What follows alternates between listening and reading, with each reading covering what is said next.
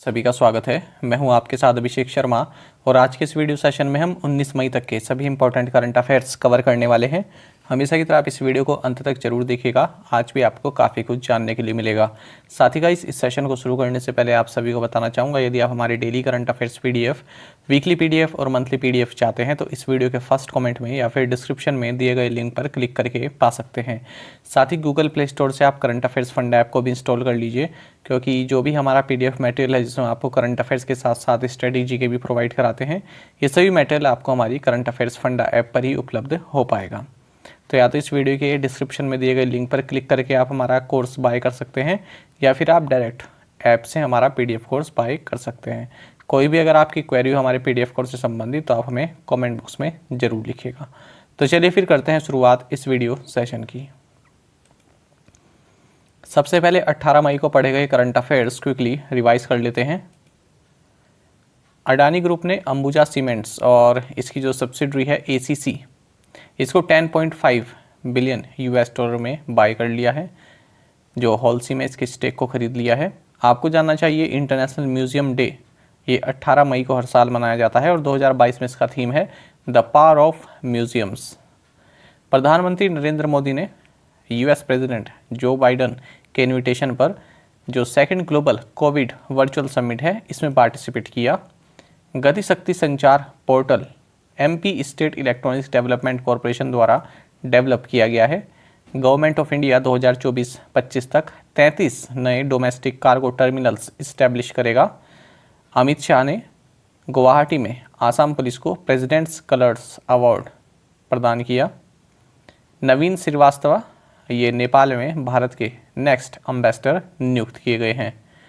आपको जानना चाहिए राजनाथ सिंह ने 2 indigenously build warships of Indian navy, जिनका नाम सूरत और उदयगिरी है, इनको मुंबई में लॉन्च किया। देवसायम पिल्लई ये पहले भारतीय आमजन बने हैं जिन्हें पोप फ्रांसिस द्वारा संत डिक्लेयर किया गया है। फ्रैंक विल्जेक इन 2022 का टेम्पलेटन प्राइज दिया गया है। चेक रिपब्लिक ने रशिया को यूएन ह्यूमन राइट्स काउंसिल में रिप्लेस किया। यूक्रेन के फर्स्ट प्रेसिडेंट लियोनिड क्रावचुक, इनका हाल ही में निधन हो गया है। आपको जानना चाहिए साइप्रस इंटरनेशनल एथलेटिक्स मीटिंग 2022 में भारत की एथलीट ज्योति यर्राजी, इन्होंने गोल्ड मेडल जीता है विमेंस 100 मीटर हर्डल्स इवेंट में। एनिया बेस्टियानिनी, इन्होंने फ्रेंच मोटोजीपी जीता है। साथ ही आपको जानना चाहिए कि अयोध्या में एक प्रोमिनेंट क्रॉसिंग का नाम लता मंगेशकर जी के नाम पर रखा जाएगा। और प्रसार भारती ने मेडागास्कर का जो ऑफिशियल ब्रॉडकास्टर है ORTM, इसके साथ ब्रॉडकास्टिंग कोऑपरेशन एंड कोलैबोरेशन संबंधित MOU साइन किया है। चलिए अब 19 मई तक के सभी इंपॉर्टेंट करंट अफेयर्स देख लेते हैं। Ramnath Kovind became the first Indian president to visit a particular country which currently has Andrew Holness as its prime minister. Which country is this? तो पूछ रहे हैं कि रामनाथ कोविंद इस देश का दौरा करने वाले पहले भारतीय राष्ट्रपति बने जिसके वर्तमान में प्रधानमंत्री एंड्रयू हॉलनेस हैं।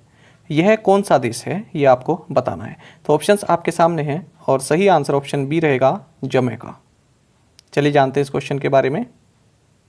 प्रेसिडेंट रामनाथ कोविंद जमैका पहुंच चुके हैं और जमैका के जो गवर्नर जनरल हैं पैट्रिक एलन और यहाँ के प्राइम मिनिस्टर एंड्रयू हॉलनेस से इनकी मुलाकात भी हुई है। आपको बता दें ये पहले भारतीय राष्ट्रपति हैं जिन्होंने इस कैरिबियन कंट्री जमैका को विजिट किया है। साथ ही आपको जानना चाहिए जमैका की जो कैपिटल सिटी है किंगस्टन, यहाँ पर ये पहुँचे हैं और इसके बाद ये Saint Vincent and the Grenadines इस कंट्री का दौरा करेंगे। आपको ये भी जानना चाहिए कि इन्होंने जो किंगस्टन है जो जमैका की कैपिटल है, यहाँ पर एक स्ट्रीट को इनोग्रेट किया है और इस स्ट्रीट का नाम डॉक्टर BR अम्बेडकर के नाम पर रखा गया है। देखिए ये विजिट जो है काफ़ी महत्वपूर्ण है क्योंकि 2022 में यानी कि इसी साल इंडिया और जमैका के बीच जो डिप्लोमेटिक रिलेशंस हैं इसके 60 साल पूरे हो रहे हैं और साथ ही इसी साल भारत भी अपने स्वतंत्रता का 75वां वर्ष सेलिब्रेट कर रहा है और साथ ही जो जमैका है वो भी अपनी स्वतंत्रता का 60वां वर्ष जो है सेलिब्रेट कर रहा है। SpiceJet has partnered with which bank for launching को branded credit card. Spice jet ने को ब्रांडेड क्रेडिट कार्ड लॉन्च करने के लिए किस बैंक के साथ साझेदारी की है? ऑप्शंस आपके सामने हैं। सही आंसर ऑप्शन बी रहेगा, एक्सिस बैंक। स्पाइस जेट ने एक्सिस बैंक के साथ पार्टनरशिप अनाउंस की है, किस लिए? फॉर लॉन्चिंग को ब्रांडेड क्रेडिट कार्ड। और ये जो कार्ड हैं ये पावर्ड बाय वीज़ा हैं और 2 वेरिएंट्स में आते हैं, spice jet axis bank voyage and voyage black. Axis bank के बारे में आप जानते हैं, सीईओ अमिताभ चौधरी हैं, हेडक्वार्टर्स मुंबई में है और टैगलाइन है बढ़ती का नाम जिंदगी। एक्सिस बैंक से संबंधित हमने हाल ही में 2 महत्वपूर्ण करंट अफेयर्स पढ़े थे एमसीक्यू फॉर्मेट में, उनको क्विकली रिवाइज कर लेते हैं। एक तो ये कि जो सिटी बैंक का इंडिया में जो कंज्यूमर बिजनेस है उसको एक्सिस बैंक ने 12,325 करोड़ रुपए में एक्वायर कर लिया है। साथ ही भारत में सप्लाई चेन फाइनेंसिंग को सपोर्ट करने के लिए एक्सिस बैंक ने एशियन डेवलपमेंट बैंक के साथ 150 मिलियन US$ का एक पार्शियल गारंटी पैक्ट साइन किया है। Who has been named France new prime minister? France के नए प्रधानमंत्री के रूप में किसे नामित किया गया? ऑप्शंस आपके सामने हैं। सही आंसर ऑप्शन बी रहेगा, Elizabeth Borne. French president Emmanuel Macron, इन्होंने एलिजाबेथ बॉर्न को प्राइम मिनिस्टर नियुक्त किया है और पिछले लगभग 30 सालों में ये पहली महिला है जो फ्रेंच गवर्नमेंट को हेड करेंगी। इससे पहले एडिथ क्रेसन, ये एक शॉर्ट पीरियड के लिए मई 1991 से अप्रैल 1992 तक जो है प्राइम मिनिस्टर बनी थी। अच्छा, इनसे पहले प्राइम मिनिस्टर कौन थे? Jean Castex. तो इन्होंने हाल ही में अपना रेजिग्नेशन दे दिया है प्रेसिडेंट इमैनुअल मैक्रोन को। अच्छा, ये वाला फैक्ट कई बार एग्जाम में पूछा जाता है, ये आप याद रखिएगा। या तो इस तरह से पूछ लेते हैं कि जो एलईसी पैलेस है ये किस देश के प्रेसिडेंट का ऑफिशियल रेजिडेंस है, या फिर ऐसे पूछ लेते हैं कि फ्रेंच प्रेसिडेंट का जो ऑफिशियल रेजिडेंस है उसका नाम बताएं। तो याद रखिएगा एलईसी पैलेस, ये बहुत महत्वपूर्ण है, नोट डाउन कीजिएगा। Who has been appointed as the chairperson of the Central Board of Secondary Education (CBSE)? केंद्रीय माध्यमिक शिक्षा बोर्ड के चेयरपर्सन के रूप में किसे नियुक्त किया गया? ऑप्शंस आपके सामने हैं। सही आंसर ऑप्शन ए रहेगा, निधि छिब्बर। तो सीनियर आईएएस ऑफिसर निधि छिब्बर, इन्हें central board of secondary education का चेयरपर्सन नियुक्त किया गया है। साथ ही आपको ये भी जानना चाहिए, विवेक कुमार देवांगन, इन्हें चेयरमैन एंड मैनेजिंग डायरेक्टर बनाया गया है REC limited, ministry of power. तो यहाँ पर रिशफलिंग हुई है कई आईएएस ऑफिसर्स की, तो उन्हीं में ये नियुक्तियाँ की गई हैं। Which country hosted the Shanghai cooperation organisations regional anti terror structure SCO RATS meeting? किस देश ने संघाई सहयोग संगठन की क्षेत्रीय आतंकवाद विरोधी संरचना बैठक की मेजबानी की है? ऑप्शंस आपके सामने है। सही आंसर ऑप्शन ए रहेगा, इंडिया। तो रशिया, चाइना, पाकिस्तान और जो 4 सेंट्रल एशियन कंट्रीज़ हैं, इनकी जो काउंटर टेररिज्म टीम है ये दिल्ली पहुंची, क्योंकि दिल्ली में Shanghai cooperation organisations regional anti terror structure यानी कि SCO रेड्स, इसकी मीटिंग हुई है 16 मई से 19 मई के बीच में। आपको जानना चाहिए 2023 में भारत SCO समिट को होस्ट करेगा और SCO के मेंबर कौन कौन हैं? China, India, Kazakhstan, Kyrgyzstan, Russia, Pakistan, Tajikistan and Uzbekistan. यहाँ पर अफगानिस्तान जो है उसको ऑब्जर्वर स्टेटस दिया गया है। साथ ही आपको भी जानना चाहिए कि इसी साल अक्टूबर में SCO के जो मेंबर कंट्रीज़ हैं ये एक एंटी टेररिस्ट एक्सरसाइज भी करेंगे जिसका नाम होगा मानेसर एंटी टेरर 2022। ये भारत में ही होगा, मानेसर में। और इसी के साथ इस साल के अंत में कजाकिस्तान में एक और SCO मेंबर्स का एक जॉइंट ऑपरेशन होगा जिसका नाम होगा फ्रेंडशिप बॉर्डर 2022। यहाँ पर आपको रेड्स के बारे में जानना चाहिए। इसका फुल फॉर्म है रीजनल एंटी टेररिस्ट स्ट्रक्चर। ये संघाई कोऑपरेशन ऑर्गेनाइजेशन यानी कि SCO जिसकी हम बात कर रहे हैं, इसी की एक परमानेंट बॉडी है और इसका हेडक्वार्टर्स ताशकंद जो कि उज्बेकिस्तानी कैपिटल है, यहाँ पर लोकेटेड है। Which of the following will acquire 2 wealth management companies, wealth desk and open Q? निम्नलिखित में से कौन 2 धन प्रबंधन कंपनियों वेल्थ डेस्क और ओपन क्यू का अधिग्रहण करेगा? ऑप्शंस आपके सामने हैं। सही आंसर ऑप्शन सी रहेगा, फोन पे। तो देखिए लगभग 75 मिलियन US$ में फोन पे, वेल्थ डेस्क और ओपन क्यू जो कि 2 वेल्थ मैनेजमेंट कंपनीज हैं इनको एक्वायर करेगा। बाकी आप जानते हैं फ़ोनपे का हेडक्वार्टर्स बेंगलुरु कर्नाटक में है, इसकी ओनर फ्लिपकार्ट है और फ्लिपकार्ट किसकी सब्सिडरी है? वॉलमार्ट की। और समीर निगम फ़ोनपे के को फाउंडर और CEO हैं। The RBI has extended the validity of its directions to which city-based Sri Guru Raghavendra Sahakara Bank Niyamita for a further period of 6 months. RBI ने किस शहर स्थित श्री गुरु राघवेंद्र सहकारा बैंक नियमिता में अपने निर्देशों की वैधता को 6 महीने की और अवधि के लिए बढ़ा दिया है? सही आंसर यहाँ पर ऑप्शन डी है, बेंगलुरु। चलिए जानते हैं इसके बारे में। तो रिजर्व बैंक ऑफ इंडिया ने अपनी जो डायरेक्शंस दी हुई हैं बेंगलुरु बेस्ड श्री गुरु राघवेंद्र सहकारा बैंक नियमिता को, तो इसको और अगले 6 महीने के लिए बढ़ा दिया है, यानी कि 11 मई 2022 से अब 10 नवंबर 2022 तक के लिए बढ़ा दिया है। आपको बता दें जनवरी 10, 2020 से ही जो ये बैंक है ये RBI के डायरेक्शंस में है। RBI के डायरेक्शंस का मतलब क्या होता है? RBI से पूछे बिना कोई भी ये जो बैंक है अपना नेक्स्ट स्टेप नहीं ले सकते, है ना। RBI को सूचित करना पड़ता है कोई भी स्टेप इनके द्वारा लिया जाए और RBI इनको डायरेक्शन देता है। आगे चलते हैं। Who chaired the 4th meeting of National Startup Advisory Council? राष्ट्रीय स्टार्टअप सलाहकार परिषद की 4थी बैठक की अध्यक्षता किसने की? सही आंसर यहाँ पर ऑप्शन बी है, पीयूष गोयल। तो पीयूष गोयल जो कि minister of commerce and industry, consumer affairs, food and public distribution and textiles हैं। इन्होंने 4th meeting of national startup advisory council इसको न्यू दिल्ली में अध्यक्षता की है। तो ये आप याद रखेंगे।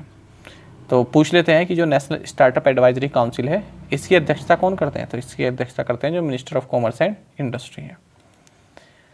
साथ ही इन्होंने नाविक ग्रांड चैलेंज भी लॉन्च किया है, जिसका मकसद है जो नाविक है उसको जियो पोजिशन सोल्यूशन के रूप में एडॉप्ट किया जाए। ठीक है, अच्छा, नाविक का मतलब क्या है? Navigation with Indian constellation. आपको ये भी जानना चाहिए कि 2020 में department for promotion of industry and internal trade DPIIT द्वारा नेशनल स्टार्टअप एडवाइजरी काउंसिल का गठन किया गया था और इसका मकसद ये है कि जो भारत सरकार है उसको किस तरह से देश में स्टार्टअप और जो इनोवेशन है उसको बढ़ावा मिले, इससे संबंधित ये अपनी एडवाइस देता है। तो इस तरह से पूछ लेते हैं नेशनल स्टार्टअप एडवाइजरी काउंसिल का गठन कब किया गया था? तो आंसर होगा साल 2020 में। Which state reported the highest number of bird species in India? भारतीय किस राज्य में सबसे अधिक पक्षी प्रजातियां दर्ज की गई? ऑप्शंस आपके सामने हैं। सही आंसर ऑप्शन ए है, उत्तराखंड। तो देखिए उत्तराखंड में हाईएस्ट नंबर ऑफ जो बर्ड स्पीसीज हैं वो पाई गई हैं, ये हैं 294। इसके बाद फिर वेस्ट बंगाल है जहाँ पर 284 हैं, फिर है अरुणाचल प्रदेश जिसमें 234 है। तो ये जो सर्वे है, ये जो सर्वे किया गया है, ये bird count India, bird conservation Nepal and Bhutan based royal society for protection of nature द्वारा 14 मई को किया गया। 14 मई को एंडेमिक बर्ड डे भी मनाया जाता है। साथ ही उत्तराखंड में ही highest number of bird watchers भी हैं। Who has become the first folk artist from India to walk Cannes 2022 red carpet? Cannes 2022 red carpet पर चलने वाले भारत के पहले लोक कलाकार कौन बने हैं? ऑप्शंस आपके सामने हैं। सही आंसर ऑप्शन बी होगा, मामे खान। तो देखिए भारत की ओर से 11 मेंबर का एक दल गया हुआ है, 11 सदस्य का एक दल गया हुआ है और इसकी अगुवाई कर रहे हैं जो हमारे इंफॉर्मेशन एंड ब्रॉडकास्टिंग मिनिस्टर हैं अनुराग ठाकुर। तो ये सभी जो कान फिल्म फेस्टिवल है फ्रांस में, वहाँ पर रेड कारपेट पर इन्होंने वॉक किया और इन्हीं के साथ गए हुए हैं मामे खान। मामे खान कौन है? मंगनियार सिंगर हैं राजस्थान से और ये फर्स्ट फोक आर्टिस्ट बन गए हैं जिन्होंने रेड कारपेट पर वॉक किया है। तो ये अपनी ट्रेडिशनल ड्रेस पहनकर वहाँ पहुँचे। बाकी आपको जानना चाहिए कि कान फिल्म फेस्टिवल में जो मार्चे दू फिल्म है, यहाँ पर भारत को कंट्री ऑफ ऑनर नामित किया गया है। Which country topped air pollution death toll in 2019 according to a recent report on pollution and health published in the Lancet Planetary Health? पूछ रहे हैं कि द लैंसेट प्लैनेटरी हेल्थ में प्रकाशित प्रदूषण और स्वास्थ्य पर हाल ही की एक रिपोर्ट के अनुसार 2019 में वायु प्रदूषण से होने वाली मौतों में सबसे ऊपर कौन सा देश है? ऑप्शंस आपके सामने हैं। सही आंसर ऑप्शन ए रहेगा, इंडिया। तो देखिए एक स्टडी यहाँ पर हुई है, द लैंसेट प्लैनेटरी हेल्थ में ये पब्लिश हुई है, पॉल्यूशन एंड हेल्थ से संबंधित। तो इसमें बताया गया है कि 2019 में केवल एयर पॉल्यूशन से ही भारत में 16.7 लाख डेथ्स हुई हैं। जो ओवरऑल भारत में डेथ्स हुई हैं उसका 17.8% जो है एयर पोल्यूशन से ही डेथ हुई है, ये आप कह सकते हैं। परसेंटेज में कहेंगे तो 17.8% ऑफ ऑल डेथ्स, और अगर आप वैसे कहें तो 16.7 लाख डेथ्स 2019 में जो है एयर पोल्यूशन के कारण हुई है, जो कि किसी भी कंट्री के लिए हाईएस्ट नंबर है, लार्जेस्ट नंबर है। साथ ही आपको जानना चाहिए कि ग्लोबली अगर हम पूरे वर्ल्ड में बात करें तो 66.7 लाख डेथ्स एयर पोल्यूशन के कारण हुई है। अच्छा, यहाँ पर भारत में जो 16.7 lakh air pollution related deaths हुई हैं, इनमें 9.8 लाख डेथ्स जो हैं ये PM 2.5 पोल्यूशन के कारण हुई, जबकि 6.1 लाख जो डेथ्स हैं ये हाउस होल्ड एयर पोल्यूशन के कारण हुई है। Which of the following has successfully validated the digital anti-skid brake management system developed for Saras Mark II 19-seat light transport aircraft? पूछ रहे हैं कि निम्नलिखित में से किसने सारस मार्क II 19-सीट लाइट ट्रांसपोर्ट एयरक्राफ्ट के लिए विकसित digital anti skid brake management system को सफलतापूर्वक मान्य किया है? ऑप्शंस आपके सामने हैं। सही आंसर ऑप्शन बी है, NAL। NAL मतलब नेशनल एरोस्पेस लैबोरेटरीज, जो कि बेंगलुरु में स्थित है। तो इसने सारस मार्क II 19-सीट लाइट ट्रांसपोर्ट एयरक्राफ्ट के लिए digital anti skid brake management system है, इसको वैलिडेट किया है, यानी कि बिल्कुल ये सही है, ऐसा इसको जो है वैलिडेशन दिया है। आपको जानना चाहिए कि ये जो है लाइट ट्रांसपोर्ट एयरक्राफ्ट है, जैसे कि नाम में भी लिखा है लाइट ट्रांसपोर्ट एयरक्राफ्ट है, हल्के एयरक्राफ्ट हैं, और जो छोटे छोटे एयरपोर्ट्स हैं उनको कनेक्ट करने में ये यूज़ किए जाएंगे, जिनका शॉर्ट रनवेज है। तो इसी के लिए ये एक सिस्टम होता है digital anti skid brake management system, तो इसी को यहाँ पर वैलिडेट किया गया है नेशनल एरोस्पेस लैबोरेटरीज के द्वारा। आपको बता दें इंडियन एयरफोर्स ने ऑलरेडी कहा है कि हम 15 इस तरह के जो सारस मार्क II एयरक्राफ्ट हैं इनको खरीदेंगे, और जो फर्स्ट फ्लाइट होगी सारस मार्क II की ये दिसंबर 2024 में होगी। Which ministry has launched CAPF Punarvas through welfare and rehabilitation board? कल्याण और पुनर्वास बोर्ड के माध्यम से किस मंत्रालय ने CAPF पुनर्वास लॉन्च किया? ऑप्शंस आपके सामने हैं। सही आंसर ऑप्शन बी रहेगा, मिनिस्ट्री ऑफ होम अफेयर्स। चलिए जानते हैं इसके बारे में। तो देखिए जो retired central arm police force के जो कर्मचारी हैं या फिर असम राइफल्स के जो जवान हैं जो रिटायर हो चुके हैं, तो वो किसी प्राइवेट सिक्योरिटी एजेंसीज़ में एम्प्लॉयमेंट उन्हें मिल सके, इसी के लिए मिनिस्ट्री ऑफ होम अफेयर्स ने CAPF पुनर्वास इसको लॉन्च किया है। तो माफ़ कीजिएगा, CAPF पुनर्वास लॉन्च किया है। तो इसमें क्या होगा, जो भी CAPF के रिटायर्ड पर्सनल हैं या फिर असम राइफल्स के रिटायर्ड पर्सनल हैं, तो वो अपना डेटा इसमें डाल सकते हैं इस पोर्टल में या इस वेबसाइट पर। वेलफेयर एंड रिहैबिलिटेशन बोर्ड की जो वेबसाइट है यहाँ पर अपना डेटा दे सकते हैं, और उसके हिसाब से उनको फिर एम्प्लॉयमेंट अपॉर्चुनिटीज़ प्रोवाइड कराई जाएगी किसी प्राइवेट सिक्योरिटी एजेंसीज़ में। As per the National Family Health Survey NFHS5, the total fertility rates has declined from 2.2 to dash at the national level. पूछना है कि राष्ट्रीय परिवार स्वास्थ्य सर्वेक्षण 5 के अनुसार राष्ट्रीय स्तर पर कुल प्रजनन दर 2.2 से गिरकर कितनी हो गई है? सही आंसर ऑप्शन सी है, 2।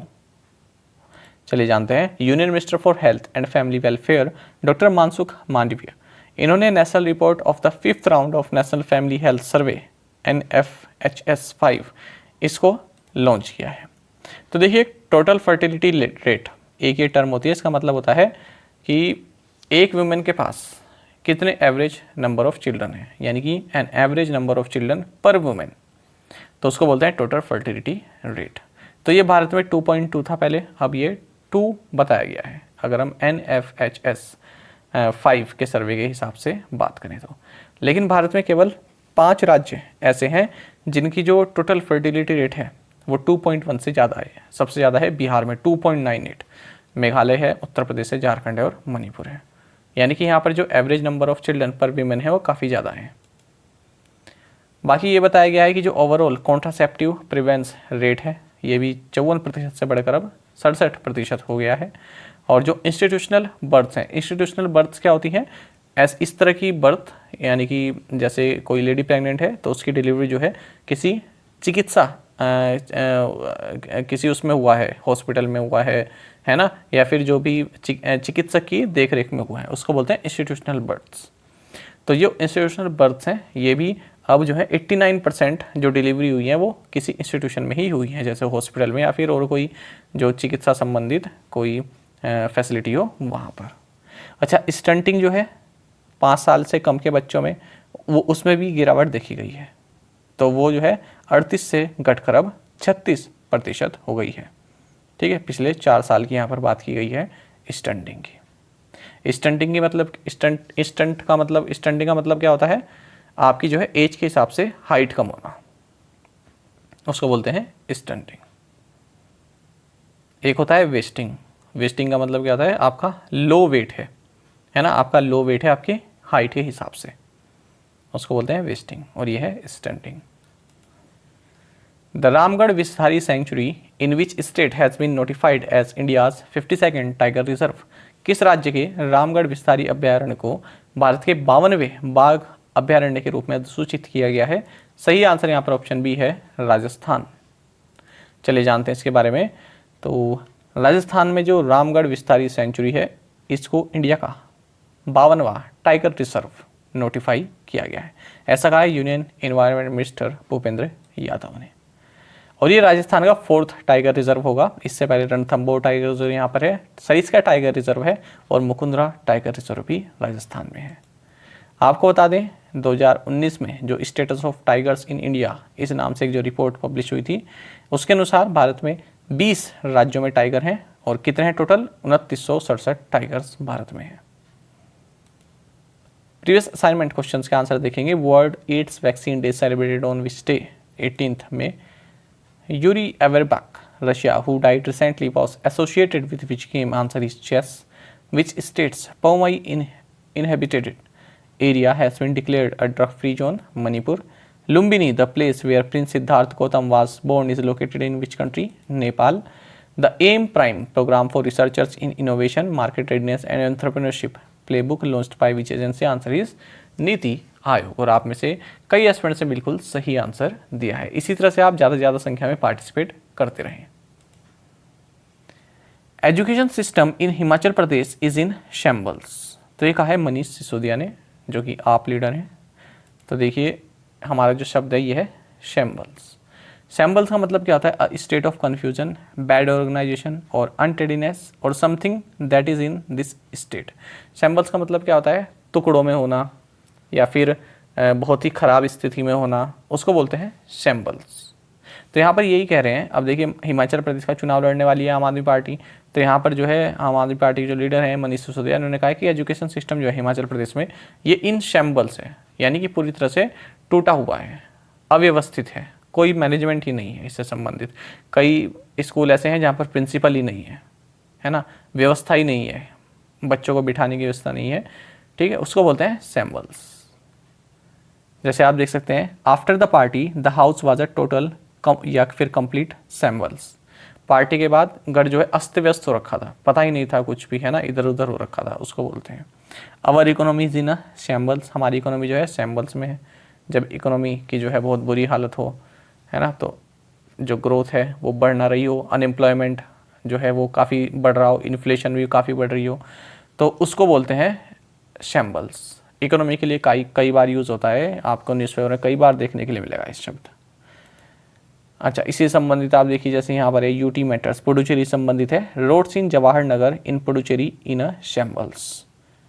रोड्स हैं, कई गड्ढे हो रखे हैं, लोगों का एक्सीडेंट हो जाता है आए दिन, तो इसलिए न्यूज़ बनी है roads in Jawahar Nagar in Puducherry in a shambles. Indian economy in a shambles, तो ये एक न्यूज़ थी, है ना। तो इंडियन इकोनॉमी से संबंधित बताया गया यहाँ पर ओपोजिशन के जो है ये सीपीआई के, कम्युनिस्ट पार्टी के, कि जो भारतीय इकोनॉमी है वो शैम्बल्स है, शैम्बल्स में है, यानी कि दुर्व्यवस्था में है। States economy in a shambles एक न्यूज़ ये है, देखिए आंध्र प्रदेश से संबंधित।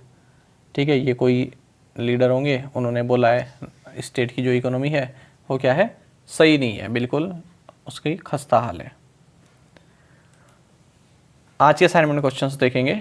World lepers day is celebrated on which day? Telecom regulatory authority of India was established in which year? Velocity, trailblazer and supernovas are three teams part of which sporting league or tournament? Which global fast food restaurant chain decided to withdraw all its outlets in Russia as a reaction to the humanitarian crisis in Ukraine? और fifth है, which has become the first state to notify restoration of old pension scheme to provide assured income to retired employees? तो पांचों question के answer आप हमें comment box में जरूर दीजिएगा। यदि आपको एक क्वेश्चन का आंसर भी आता है तो वो भी आप हमें कमेंट बॉक्स में बता सकते हैं।